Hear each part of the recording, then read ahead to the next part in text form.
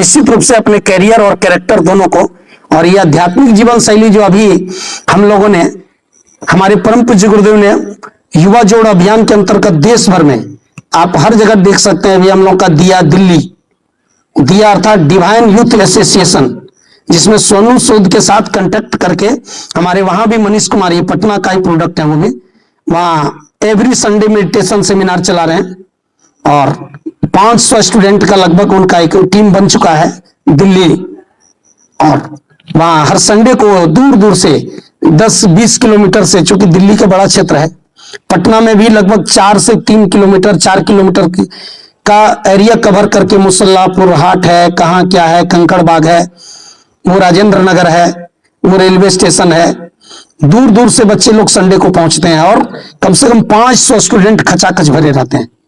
और हर महीना के रविवार को कभी डीजीपी सर आ जाते हैं, डीआईजी आ जाते हैं, डीसी सर आ जाते हैं, कभी गवर्नर आ जाते हैं। यूट्यूब को खोलेंगे तो आपको बोलने की जरूरत नहीं, यूट्यूब में सारा चीज उपलब्ध है। और इसके लिए हमारे वहां की युवा प्रकोष्ठ की टीम काफी स्ट्रगल किया।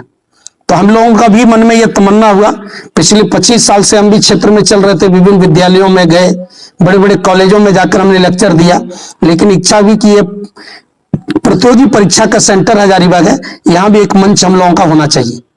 और उस मंच को डेवलप करने के लिए हम लोगों ने प्रयास किया और आप लोगों को आश्चर्यजनक रूप से अभी विद्यार्थी तो कुछ सफल नहीं हो पाए, कुछ हुए भी, कुछ इंटरव्यू तक पहुंचे। मेडिटेशन क्लास में लगभग 7 विद्यार्थी समझिए पीटी निकाला, फिर फाइनल में भी लोग गए, इंटरव्यू तक भी 3 स्टूडेंट 4 को पहुंचा यहाँ का। लेकिन कहिए कि पहला प्रयास था, नहीं हो पाया। लेकिन अभी जो स्टेट टॉपर बनी है बोकारो की है, वो गायत्री बार की बच्ची है, उनसे भी हमारी बात हो रही है, उनके अभिभावक से। 2-3 सप्ताह के अंदर उनको हम लोग यहाँ बुला रहे हैं, जो स्टेट टॉपर आई है। तो इसलिए अभी हम लोगों का अपना ये मेरा भतीजा है, गांव प्रखंड घोसी, प्रवेश कुमार यादव, इसी हजारीबाग में रहकर डीएसपी का रैंक 48वां रैंक उन्होंने पाया। इसलिए कुछ भी असंभव नहीं है, कोई बहुत बड़ा फैमिली का नहीं है, लेकिन यदि चाहो। लेकिन उनका रूटीन देखे क्या, बोला मेडिटेशन में एवरीडे करते थे, मेडिटेशन से कोई समझौता नहीं, आप तो 20 मिनट बताते हैं, हम लोग 30 मिनट करते थे। उन्होंने कहा उनका भी साथी थोड़ा सा लटक गया, क्योंकि सीट लगभग उनका लगता है पूरा हो गया होगा, इसलिए लास्ट में उनसे ज्यादा कुछ नहीं पूछते हुए, पहली बार है बेटा, थोड़ा और प्रयास करो।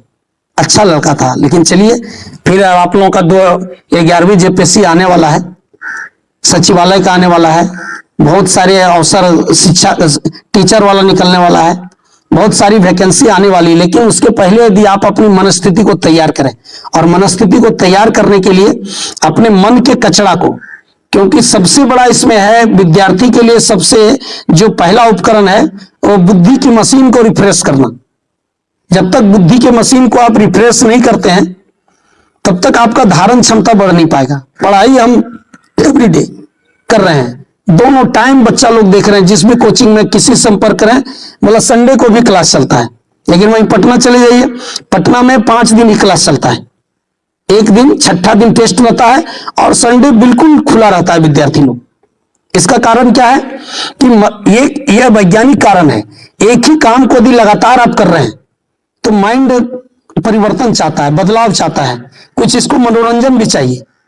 थोड़ा सैर सपाटा, थोड़ा घूमे फिरें, थोड़ा वॉक करें, पार्क में जाएं, तो इससे क्या होगा, हमारे माइंड का जो है वायरस दूर होता है। लेकिन यहाँ तो कोचिंग खोरठा में लोग आता है ना, पूरा जैसे भोज में मिला बढ़िया बढ़िया रसगुल्ला, तो पूरा ठूस करके अपना पेट चरका रसगुल्ला करका रसगुल्ला खा करके पूरा अपना पेट भर लिया। लेकिन भाई उससे पेट भी खराब हो सकती है। तो उसी तरीके से संडे को भी कोचिंग, मंडे को भी कोचिंग, सुबह कोचिंग, शाम कोचिंग। तो खोटा में कहते हैं कि कितना कोच करके इसका माइंड को भर दीजिएगा कोचने से। इसलिए कोचिंग वाले भी जो संचालक लोग हैं, उनका बस आप पढ़ेंगे कि नहीं पढ़ेंगे, आपका पर्सनालिटी डेवलप हो रहा है कि उनसे मतलब नहीं है। उनका नजर कहां है, आपके मनी पर, पैकेट पर, कि अधिक से अधिक बच्चा हमारे पास आएगा, माल पानी देगा। भीड़ पूरी लगी हुई है, लेकिन भीड़ में काम के आदमी नहीं मिलते हैं। हजारीबाग में हजारों की भीड़ है, लेकिन हजारों की भीड़ में सफलतम युवा की सूची में अपने आप को लाइए। इसलिए केवल कोचिंग के भरोसे भी आप लोग रहेंगे तो कभी भी किसी का रिजल्ट नहीं आया है। जो प्रतियोगी परीक्षा की तैयारी करने वाले स्टूडेंट हैं, उनको एक्स्ट्रा सिलेबस भी हर समय सर्च करते रहना चाहिए। केवल एक निश्चित रूटीन के साथ पढ़ने वाला वो उसका समग्र व्यक्तित्व पर्सनालिटी विकसित नहीं होता है।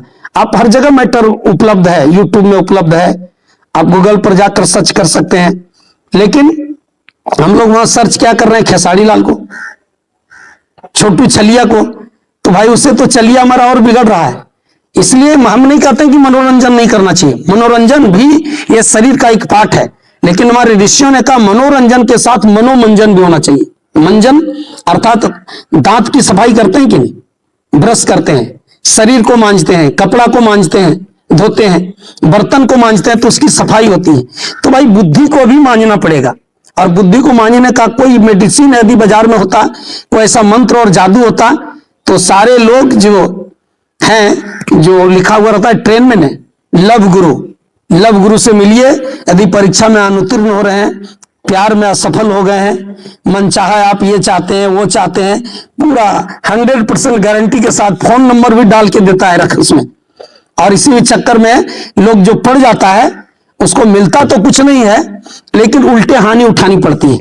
कोई जादू, कोई टोना, कोई चमत्कार, कोई टोना टोटका, कोई अंधविश्वास के चक्कर में यदि आप लोग हैं कि वहां जाएंगे, अपनी हथेली दिखाएंगे, 11,000 रुपये की अंगूठी पहन लेंगे और उसके बाद हमारे भाग्य की रेखा में परिवर्तन हो जाएगा, तो ये आपका भ्रम है। ये नीम हकीम खतरे जान, वो आपको बलवान कभी नहीं बना सकते। जो दीवार में लिख दिए हैं, हर शुक्रवार को मिले कमजोर। इतना युवा लोगों के लिए खराब खराब शब्द आज ये नीम हकीम लोग कर रहा है। कमजोर मिले हर शुक्रवार को, नपुंसक मिले। जो युवा देश का भगत सिंह था उसको इन लोग नपुंसक कहता है, कमजोर कहता है और ना जाने क्या क्या कहता है। लेकिन मित्रों, ये जो भी समस्या आपके अंदर इंटरनली रूप से है, आपको कुछ मानसिक हेजिटेशन हो गया है, शारीरिक प्रॉब्लम हो गया है, तो अपनों से अपनी बात में हमसे मिलें। आपको टिप्स बताएंगे और उसके लिए कोई पैसे खर्च करने की जरूरत नहीं है कि चढ़ा लो पेठा मिलेगा बेटा, दक्षिणा दो और स्वर्ग का टिकट कटा लो। आज का धर्म का जो बाह्य रूप है ये हो गया है, लेकिन धर्म का जो वास्तविक मॉडल है वह स्वामी विवेकानंद का पथ है, वैज्ञानिक अध्यात्मवाद। अभी हमारे गायत्री बार के भाई जिनके हम रुके हुए थे, वो शिकागो जा रहे हैं। शिकागो, जहां स्वामी विवेकानंद ने पहले भी गए, हमारे बुद्धन जी भी हैं, आदरणीय जो उपजोन प्रतिनिधि, उनके लड़के भी रहते हैं न्यू जर्सी में। तो स्वामी विवेकानंद का भी वहां वो प्रतिमा और उनकी स्मृति, उनके जो सेंटर खुले हुए हैं। तो इसलिए परम पूज्य गुरुदेव का जब अवतरण हुआ सन 1911 में, 1902 में स्वामी विवेकानंद के 9 साल का केवल गेप हुआ महापुरुषों का इस धरती पर, और वो आए तो स्वामी विवेकानंद ने केवल कहा कि भविष्य का धर्म वैज्ञानिक धर्म होगा। लेकिन परम पूज्य गुरुदेव हमारे वैज्ञानिक धर्म की आधारशिला सिस्टमिक तरीके से रखा। मानव काया पर ने रिसर्च किया, शोध किया कि भाई मनुष्य के लिए यह धर्म वैज्ञानिक रूप से कैसे उसको, उसके स्वास्थ्य को ठीक करेगा, उसकी बुद्धि को ठीक करेगा, उसके धन को ठीक करेगा, उसके परिवार को ठीक करेगा, राष्ट्र को ठीक करेगा। अर्थात ऐसा उन्होंने तत्व दर्शन दिया वैज्ञानिक अध्यात्मवाद का कि आने वाले हिंदुस्तान और पूरी दुनिया में एक भी व्यक्ति नास्तिक नहीं बचेंगे। नास्तिक क्यों है समाज? आस्तिक और नास्तिक में अंतर क्या है? हम लोग व्याकरण में पढ़ते हैं, जो ईश्वर पर विश्वास करता है वो आस्तिक है, जो नहीं मानता ईश्वर को नास्तिक है। लेकिन ईश्वर के वास्तविक रूप यदि समझ में आ जाए, ईश्वर के पास कितना विशाल ताकत है, ऊर्जा के कितना विशाल स्रोत हैं, यदि उससे संपर्क करने की कला हमारा हो जाए, तो हम भगवान बने या नहीं बने, लेकिन अपने जीवन को हम भाग्यवान बना सकते हैं, भाग्यवान बना सकते हैं। और हर आदमी की इच्छा होता है किसी तांत्रिक के यहाँ चले जाएं, जादू टोना वाला के यहाँ चले जाएं, किसी लव ग्रुप में चले जाएं, कोई सरदार जी के पास चले जाएं और कुछ ऐसा जड़ी बूटी सुना दे और हमारे जीवन में चमत्कार हो जाए। लेकिन हेरोडोटस महान इतिहासकार ने कहा, man is the master on our fates, मनुष्य अपने भाग्य का निर्माता स्वयं है। यदि आप किसी ज्योतिषी के पास गया, बोला आपके भाग्य रेखा में तो विद्या नहीं लिखा हुआ है, भाग्य का रेखा ही नहीं, तो ने कहा गुरुजी बताइए विद्या की रेखा कहां से कहां होता है? तो ने कलम से वैसा रेखा बना दिया। अब वो आया घर, धारदार चाकू लिया और वहां से वहां चीरा लगा दिया, और उसके बाद कहते हैं वही बरदराज महापंडित के रूप में परिणत हो गया। हाल के जमाने कालिदास, चाणक्य का वो कौटिल्य जो उनका अभी इकोनॉमिक जो इंडिया में है, उनका जो अर्थशास्त्र है, जिन्हें अखंड भारत की संरचना, अनेकों उदाहरण हमारे पास हैं। और वर्तमान समय में कलाम का उदाहरण तो जीवंत है, प्रत्यक्ष है। वो केवल साइंटिस्ट नहीं थे, बल्कि उन्हें वैज्ञानिक अध्यात्मवाद को अपने जीवन में धारण किया। उन्हें अध्यात्म से अपना रिश्ता नाता रखा। पहला देश के राष्ट्रपति जो 5 टाइम नमाज के बाद 3 टाइम सुबह, दोपहर और शाम सूर्य का ध्यान करते थे और गायत्री मंत्र का जप करते थे। साउंड बम जिनको उन्होंने कहा, गायत्री मंत्र साउंड बम है। इसको कोई जोर से बोलने की आपको जरूरत नहीं, इसका अभ्यास कर लीजिए। इसमें कोई आप मंदिर जाएं अथवा नहीं जाएं, अपना जहां रहते हैं उसी कमरे में आप गायत्री मंत्र को अपना सहचर बना लीजिए और 20 मिनट के लिए आप बाहरी दुनिया से कट जाइए। मोबाइल का स्विच ऑफ कर लीजिए, फ्लाइट मोड में डाल दीजिए।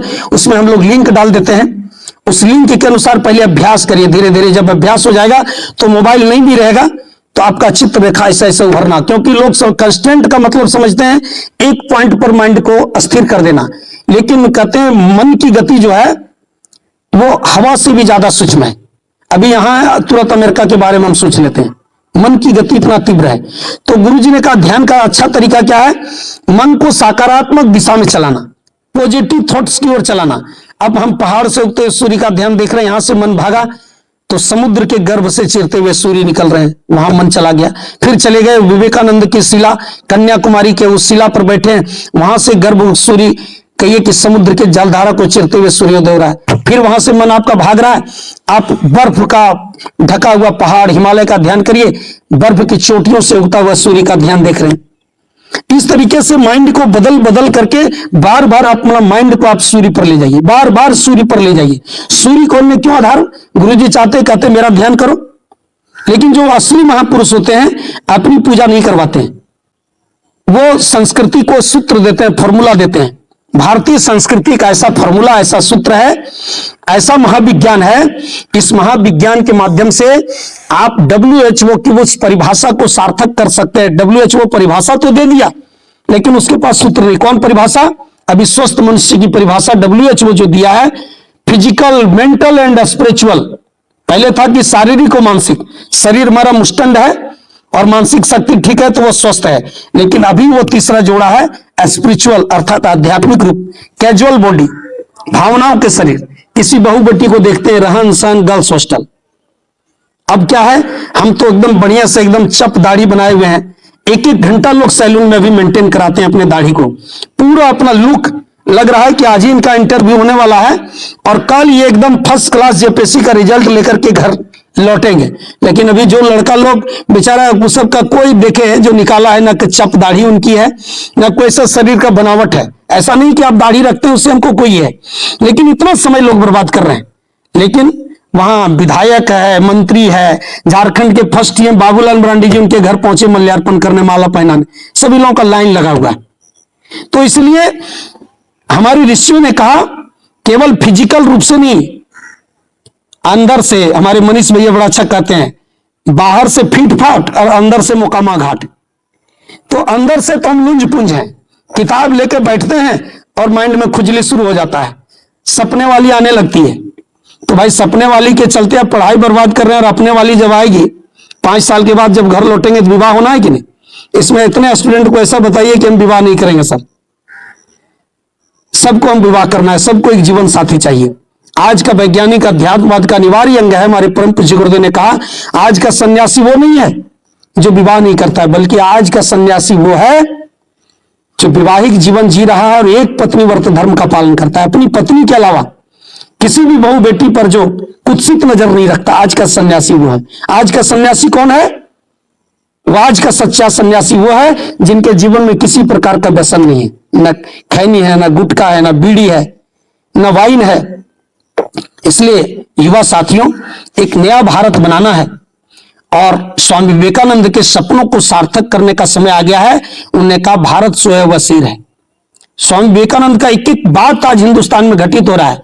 पानी के जहाज पर जमशेदजी टाटा को बता देते हैं कि चले जाइए आप सिंहभूम जिला, जहां जमीन के नीचे कोयला भी है, ऐस्क भी है और पानी भी है। और आज तक आयरन फैक्ट्री वह फल फूल रहा है। स्वामी विवेकानंद केवल मेडिटेशन से दोनों आ रहे थे एक साथ पानी के जहाज पर, अगल बगल सीट थी। आज देख लीजिए स्वामी विवेकानंद की वह व्यथा ना जाए संत ऋषि वाणी, अध्यात्म की उस प्रकाष्ठा पर थे वो। कोई आज के तमाशाबीन अध्यात्म का केवल ढोंग थोड़ी कर रहे थे, सच्चे जो जीवन से। तो ऐसे ही परम पूज्य गुरुदेव ने कहा है कि भारत स्वयं का शेर है और भारत की जो असली ताकत है यहाँ की जवानी है। और जवानी को यदि सकारात्मक दिशा मिल जाए तो आप कल जेपीएससी में जाएंगे, कल आप रेलवे में जाएंगे, कल आप एसएससी निकालेंगे, सचिवालय में जाएंगे। अच्छे इंसान की हर जगह कमी होगी। अच्छे इंसान समझदार मनुष्य। आज बहुत सारे स्टूडेंट क्या गया, इंटरव्यू में गया, बोला कि पीटी मेंस तो सारा इंटरव्यू है क्या मित्रों? इंटरव्यू कुछ नहीं है, बल्कि आप जो थ्योरी लिखे, एग्जाम पास में थ्योरी लिखे, आप उसको प्रैक्टिकल रूप से इंप्लीमेंट कैसे करेंगे, एक्सपेरिमेंट कैसे करेंगे जनमानस के बीच में, आप समाज का सेवा कैसे करेंगे। इसके लिए आप लोगों को सेवा का एक मंच हमने यहाँ उपलब्ध कराया पटना की तरह। घासी मोहल्ला जो कहिए कि दलित लोगों की बस्ती है, जिनके माता पिता रिक्शा चला रहे हैं, जिनकी माँ घरों में जाकर जूठा बर्तन धो रही है, झाड़ू पोछा करती है, जो मूंगफली का दाना बेचता है, जो कहिए कोयला ढोता है, जो लेबर मजदूरी का काम करता है, राजमिस्त्री का काम करता है। ऐसे गरीब गुरुओं के बच्चे, जो स्वामी विवेकानंद ने कहा असली हिंदुस्तान यही है, जिसको देखने वाला ना मुखिया होता है, ना सरपंच होता है, ना मुख्यमंत्री होते हैं, प्रधान, समाज का अंतिम आदमी। आज मुखिया जी किसको खोजते हैं कि ये आदमी ठीक है, ये वोट दे सकता है, बस इसी से नाता रखो। लेकिन समाज का अंतिम आदमी वो भोले भंडारी, जिसको दरिद्र नारायण कहा गया। दरिद्र तो है, लेकिन जिसका स्वामी विवेकानंद ने नारायण से तुलना किया, भगवान से, समाज के अंतिम आदमी, उसको ऊंचा उठाने के लिए अभी हम लोग प्रतिदिन 1 घंटा का निःशुल्क कोचिंग 1 साल से स्टार्ट किए। और प्रतिदिन 1 घंटे छुट्टी, प्रतिदिन में 2 दिन हम लोग वहां छुट्टी दी मैं पटना की तरह, सैटरडे और संडे। सैटरडे जो टीचर समय दे रहा है उसको भी अपना 1 दिन काम है, और संडे को यहाँ का क्लास रहता है। इसलिए मंडे से लेकर फ्राइडे तक उसमें अभी तक 3 लड़का रेगुलर समय दिया, और 1 साल के अंदर तीनों के तीनों स्टूडेंट एडजस्ट हुआ। किसी का टीचर में हो गया, किसी कहीं जॉब लग गया। ये चमत्कार है। आप प्रवचन सुनने से समाज में बदलाव नहीं होता है, आप समाज के लिए कुछ अच्छा करें। और वहां जाने से क्या होगा, आप सप्ताह में 5 दिन नहीं जा सकते, 2 दिन जा सकते हैं, सप्ताह में 1 दिन 1 घंटा का समय दे सकते हैं। उन गरीब बच्चों को यदि 1 घंटा आप जाकर के पढ़ा देते हैं तो आपको अंदर से इतनी खुशी होगी, इतना सकारात्मक ऊर्जा मिलेगा कि आज हम कुछ भला काम किए। और भला को उलट दे तो क्या होता है, क्या होता है? लाभ। वायु को उलट दे तो क्या होता है? युवा। तो बस एक जो विपरार्थक शब्द है उसको उलटने का है। अब आपको क्या उलटना है? उल्टा शब्द खोटा में पढ़ने के लिए गया बहुत सारा स्टूडेंट, तो उसमें गाय का, बकरी का, घोड़ा का, गधा का सब उल्टा सीख रहा था। तो उसमें खोपड़ी लगाया स्टूडेंट, तेज था, बोला खस्सी का उल्टा क्या होगा? अब भाई खस्सी, खस्सी बोलो क्या है? ये नपुंसक लिंग है। बोला खस्सी क्या होगा? भाई खस्सी, यहां खोपड़ी लगाने की जरूरत नहीं है, यहां खोपड़ी मत लगाइए। आप खोपड़ी लगाइए सकारात्मक शिक्षा में, उसके साथ मनोरंजन के भी साधन है, मनोरंजन भी आप करें। आप अपने मनोरंजन के लिए भी टाइम निकालिए। और जिन स्टूडेंट जिनके पास 5 से 6 जिनके पास भी टाइम है मित्रों कि हम सेवा का काम कर सकते हैं, आधा घंटा ही हम जाएं, तो आप लोगों से निवेदन होगा कि अभी 1 सेंटर स्टार्ट किए हैं, हमको बहुत भीड़ नहीं चाहिए, बस 20 से ही 25 ही हो, लेकिन काम के हो।